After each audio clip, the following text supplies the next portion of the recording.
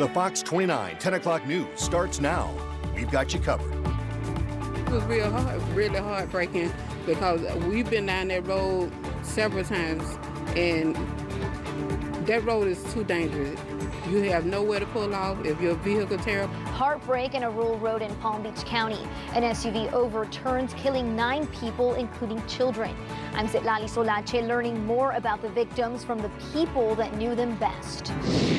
We're just doing everything we can. We're grabbing every string we can. The search for a missing pilot suspended. We're speaking to friends that say they are not ready to give up looking for him.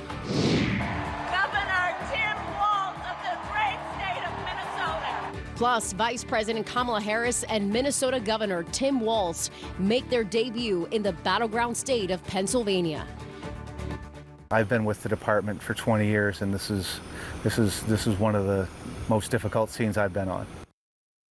Tonight, investigators say 9 people, including several young kids, lost their lives after their SUV crashed into a canal in Belle Glade. Only one person in that car survived. First responders call it one of the most difficult scenes they've ever responded to. A friend shared with us pictures of Anya Tucker, the 21-year-old from Bridgeport, Connecticut, who died in the crash. She is one of the adult victims, along with her 1-year-old daughter, according to her friend.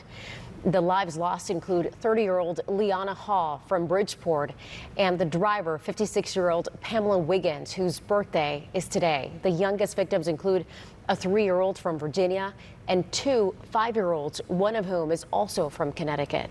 This happened in a remote part of western Palm Beach County, about 12 miles northeast of Belle Glade, a place where Hatton Highway does make a sharp turn. It's a stretch of road with no lights. Even our crews that were out there today say it is barely wide enough for 2 cars to pass. We have team coverage tonight searching for answers in this devastating crash. But first, new details. We are learning that members of the National Transportation Safety Board are traveling to that scene to look into how this could happen. We want to begin tonight with our Zitlali Solache. She's breaking down what we know about the crash and what family members are saying about their loved ones taken so tragically. I spoke with a family friend over the phone, and she says loved ones are distraught. The family involved in the deadly crash was celebrating a birthday over the weekend. A drive that turned deadly. 9 people died, including 6 children ranging in ages from 1 to 14 years old. Only one passenger, 26-year-old Jordan Hall, survived and is still being treated for serious injuries. Police say none of the people inside the SUV were wearing their seat belts. We spoke to the friend of 21-year-old Anya Tucker. She sent us this statement. I worked with her and we developed a friendship, spent a few summers together while I lived in Connecticut. She was a bright young light of a soul. She was a beautiful person and a wonderful mother to her baby girl. 56-year-old Pamela Wiggins was driving the car and she would have celebrated her 57th birthday today. People who live in the area along Hatton Highway and Belle Glade say those roads are dangerous at night. It was really heartbreaking because we've been down that road several times and that road is too dangerous. You have nowhere to pull off if your vehicle tears up. The National Transportation Safety Board took to X to announce they will be traveling to Florida to investigate the crash. Some are urging traffic safety lights. There's no light over there, so even, you can't see at night. It's extremely dark. The family also started a GoFundMe to help with funeral costs. We reached out to several other family and friends. Understandably, they did not want to go on camera and are asking for privacy at this time. In West Palm Beach, Zitlali Solache for Fox 29 News. We've got you covered. Thank you, Zitlali. We continue our team coverage tonight with our Matt Zesny, who dives into how these sharp turns can turn deadly. Out here where the Hatton Highway cuts through the sugarcane fields, the orange barrels mark the exact spot where that vehicle loaded with so many people left the road and went right into the canal. The crash happened just before 7:30 Monday night, right where Hatton Highway makes a sharp 90-degree turn.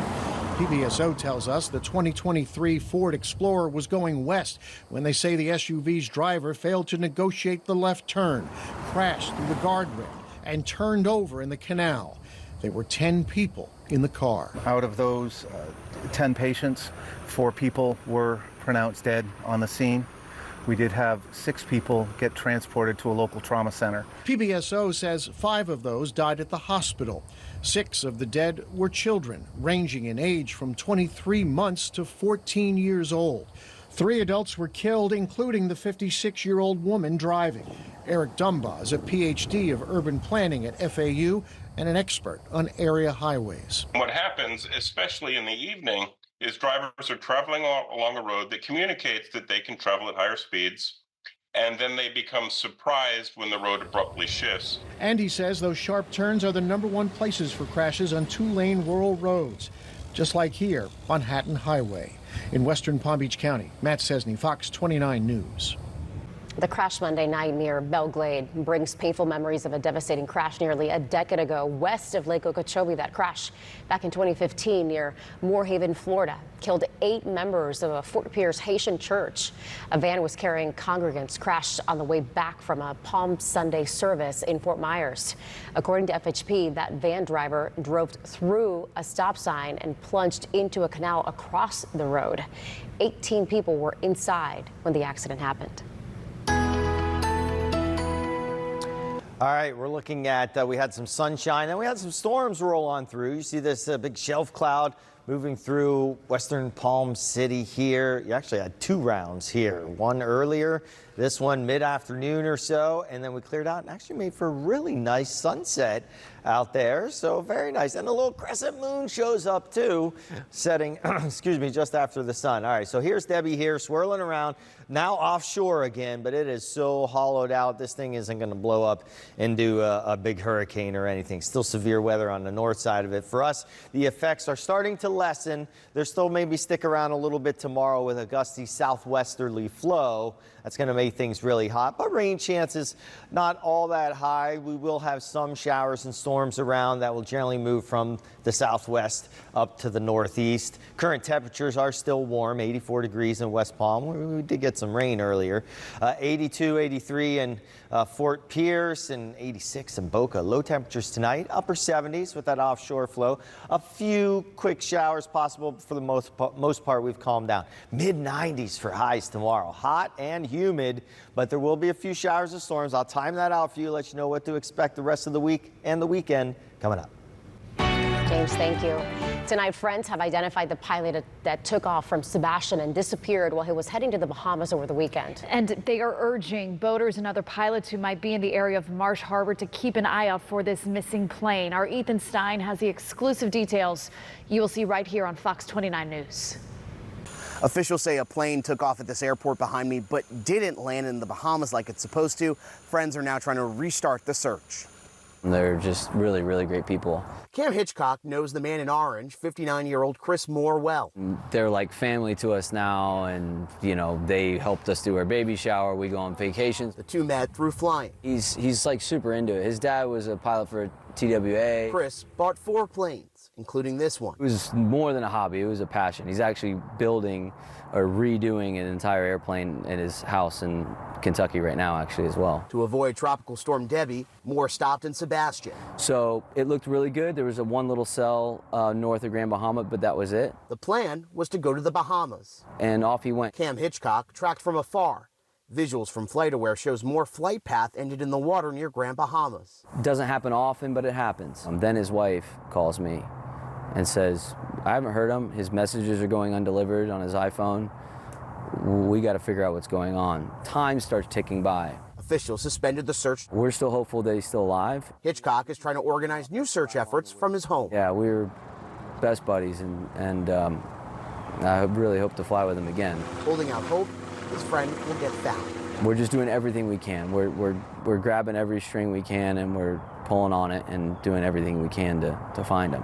Congressman Brian Massoff says it's trying to connect friends with officials in the Bahamas.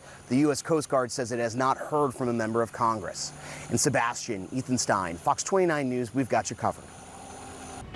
Next at 10, we are tracking the tropics as the damage is done and Tropical Storm Debbie now makes way to South Carolina.